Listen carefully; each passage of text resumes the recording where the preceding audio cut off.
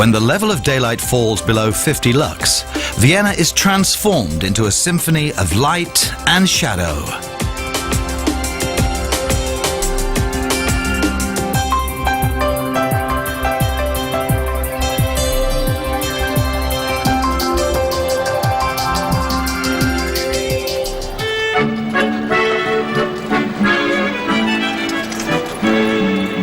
So, meine Lieben. So, my beauties, that's it for today. Horse-drawn hackney carriages known as fiacre have been in use here since 1693. The word itself comes from the French and actually originates from an Irish monk, Saint Fiacrius, who is venerated in Normandy. The word fiacre, at that time still spelt with a C, evidently came to Vienna with the custom of using French as a lingua franca and has survived for 300 years. So the tradition of the Viennese fiacre dates back just as far as the history of street lighting in Vienna.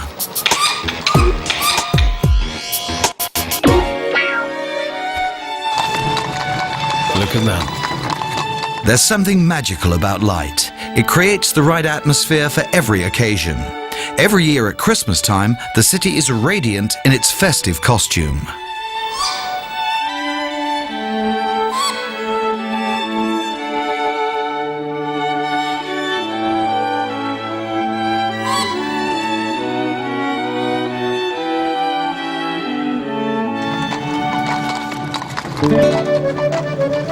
Well then, let's waltz.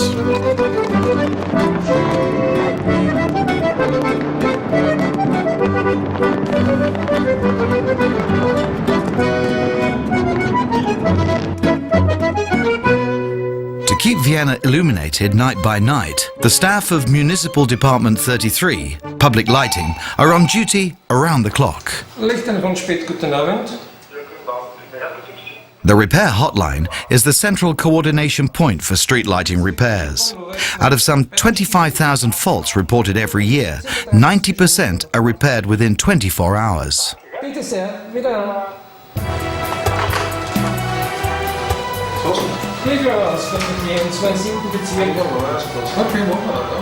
At nighttime in Vienna, more than 240,000 lamps and lighting fixtures spanning a wide spectrum of technologies are in use, plus a new traffic signalling system comprising of 1,200 traffic lights. Sir, Mr. Lumen, let's get to work. Glad to, Mr. Lux. Okay then, off we go.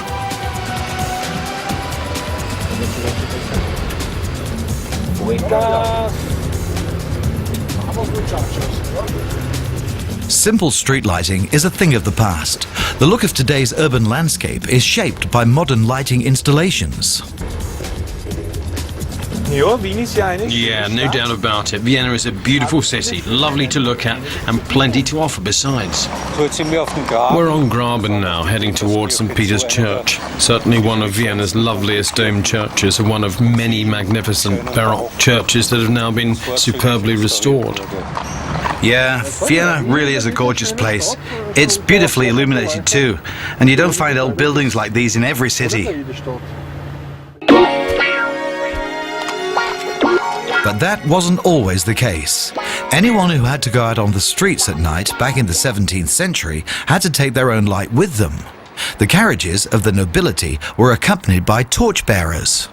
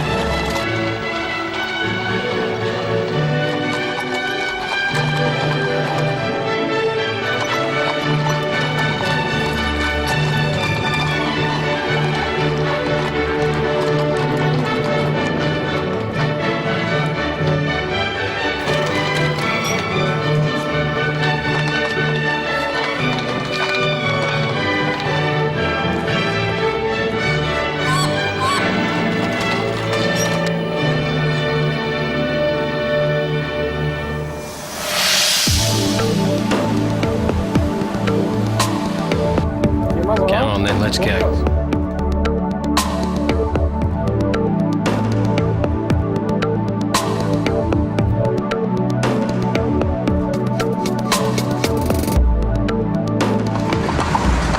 Yeah, and it's becoming more and more all the time. Everything's lit up nowadays. Looks like it anyway. Back when I was a young lad, my grandfather had things called tapers, which were like little candles. He'd light one to help you find the keyhole and make your way along the dark tenement hallways and up the staircase to your door.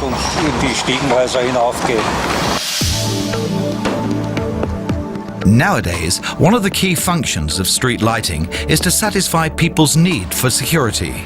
State-of-the-art lighting technologies illuminate glazed bus shelters, conveying a feeling of safety and protection. Outdoor and street lighting contributes to our quality of life. It increases road safety, reduces the risk of crime, and creates eye-catching effects as part of the street furniture.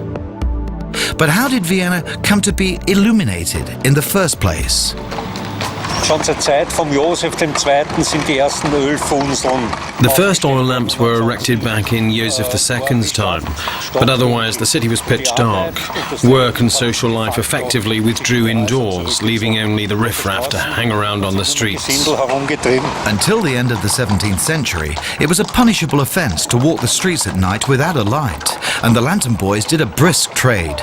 The German saying "jemanden heimleuchten," literally to light someone home, meaning to give them a piece of one's mind, dates from this era.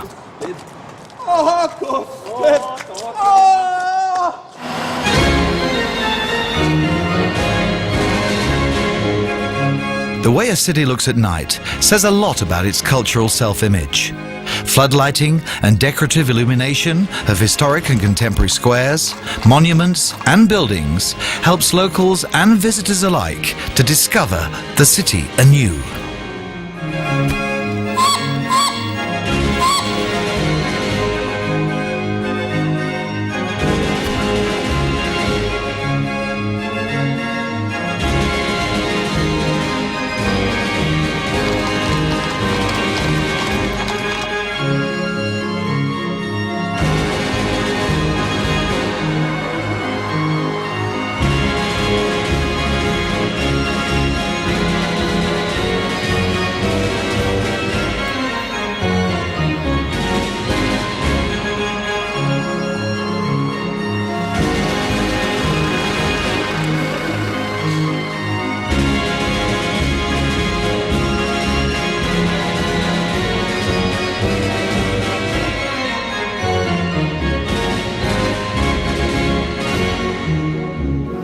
Well, Mr. Lumen, we're the stars of the show tonight. Yes, it's almost like being under the big top.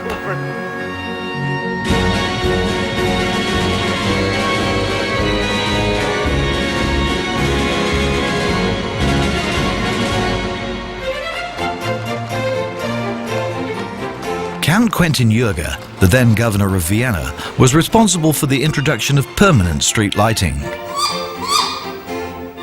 2,000 tallow and wick lanterns illuminated the centre of Vienna for the first time on the evening of Whitsunday, 1688.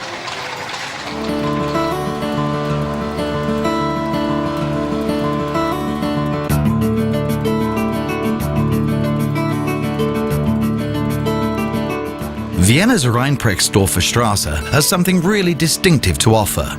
Specially designed street furniture featuring advertising pillars, benches and unique lighting. The illuminated arcs set into the pavement are the European premiere of a new fibre optic technology. Artificial light also creates a feeling of safety in pedestrian underpasses, like this one at Opernpassage.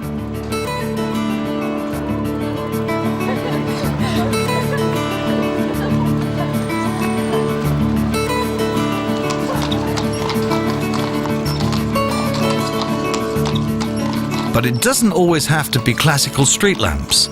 These elegant light columns define the space in front of the museum's quarter. They give the place structure and lend it a spacious, modern feel.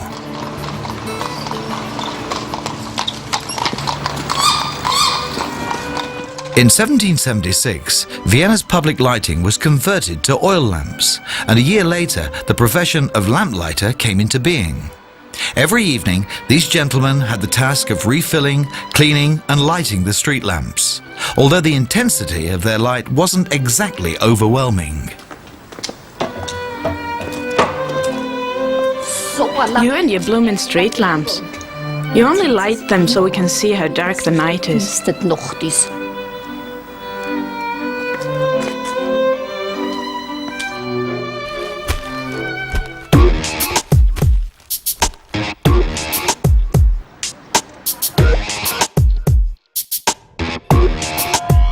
New lighting design livens up streets and squares. Dynamic points of light sweep their way through the city on the Danube.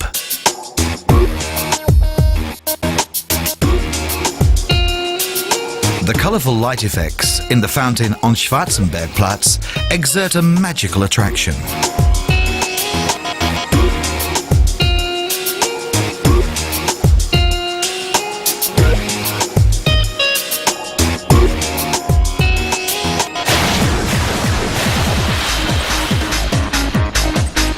Evocative lighting illuminates the piers of the bridges spanning the Danube and the Danube Canal.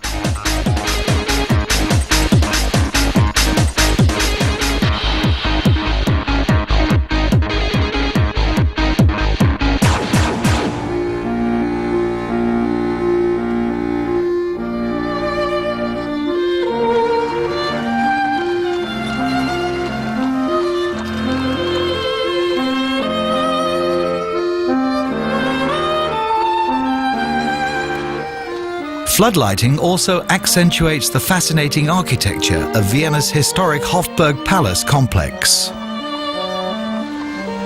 The Hofburg is a huge conglomerate of different architectural styles. The different wings were built in various periods and gradually grew together over time. They were never made into a uniform ensemble. It wasn't until the 19th century, under Emperor Franz Joseph, that they tried to do something about it with Heldenplatz and the new wing and this axis through here. But the emperor himself was against the idea because it cost a great deal of money. He wanted to lay out a huge imperial forum in place of the court stables. Of course, it was all about projecting the image of the Austro-Hungarian Empire.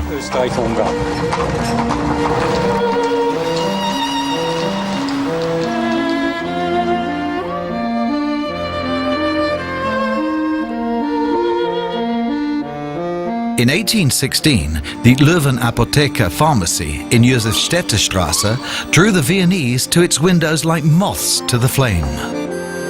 Look, is that can't be gaslight. I want a gaslight as well. I want it too. The Emperor's got gaslight, look. That's what I want.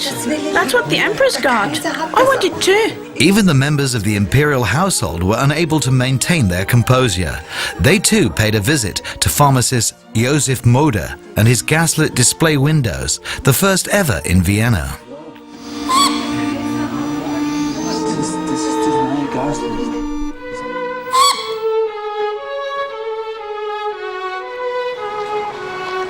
It was only when the Imperial Continental Gas Association took over the Austrian Gas Company that gaslighting really caught on in Vienna.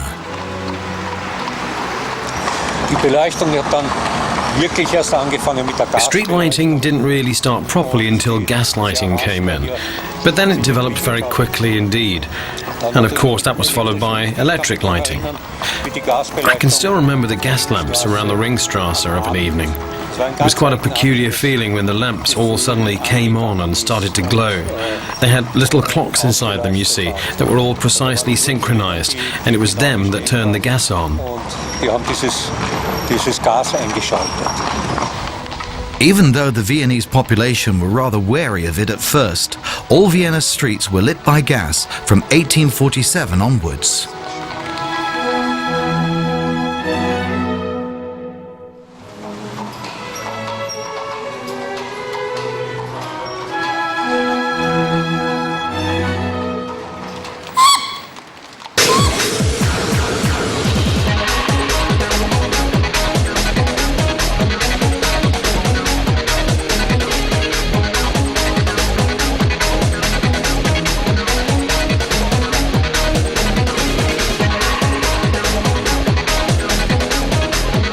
want to set the evening alight these days, the Gürtel Nightwalk is the place to be.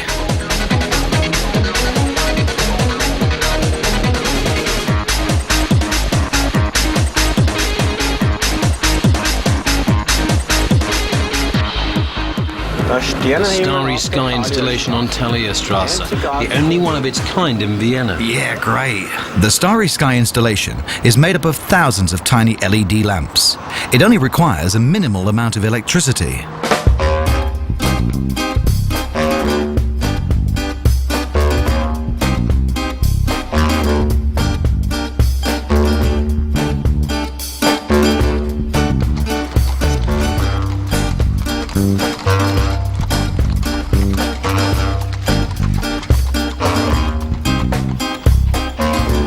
The gasometers in Simmering were built in the year 1900 to cover Vienna's growing energy consumption. Today, they're no longer needed and have been converted into flats.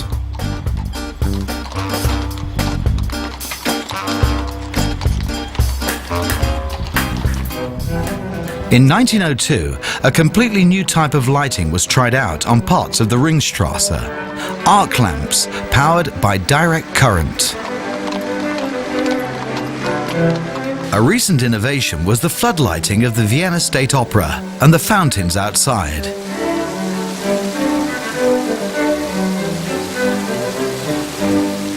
About 100 years ago, as opera goers left the building after the performance, they could look up and see what time it was. Vienna's first four-sided public clock was erected right outside. More followed elsewhere, and today there are 75 of them. Look at the Opera House. Doesn't it look beautiful? Yeah. The whole world envies us for that, especially the design of the lighting. The way they've developed it, it's superb. It's not as easy as it looks. In today's play with degrees of luminosity, nuances, colors and different kinds of lamps and lighting fixtures, economy and cost efficiency are naturally important too. New lamp types with high light yield, long life expectancy and low power consumption help to reduce costs.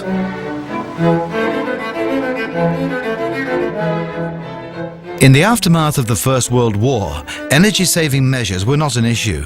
There was no gas available anyway, nor any electricity supply. The majority of Vienna's public spaces could not be lit. Vienna remained dark yet again following World War II, as 60% of all the streetlights had been destroyed. Vienna's eventful history remains unforgotten. You encounter it wherever you go. Modern accents help keep the city's past alive.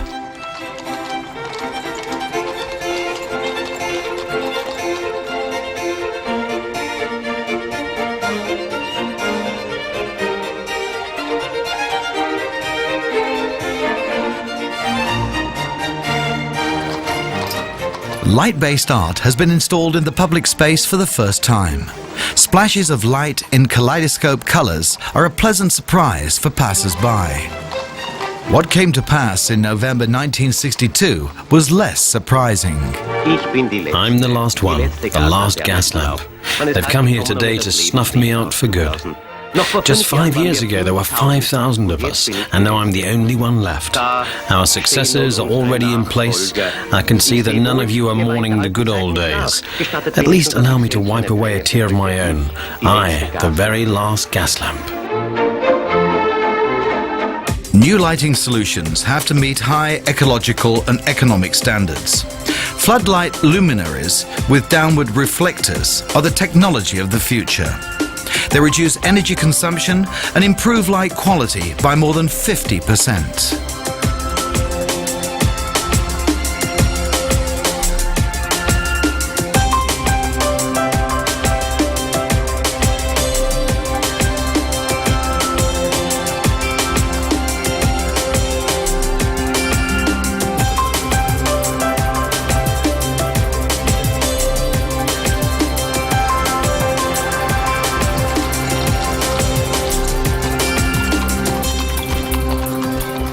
Lighting gives architecture a new face. It defines spaces and creates eye-catching effects. Lighting transforms public spaces into backdrops for nighttime scenes.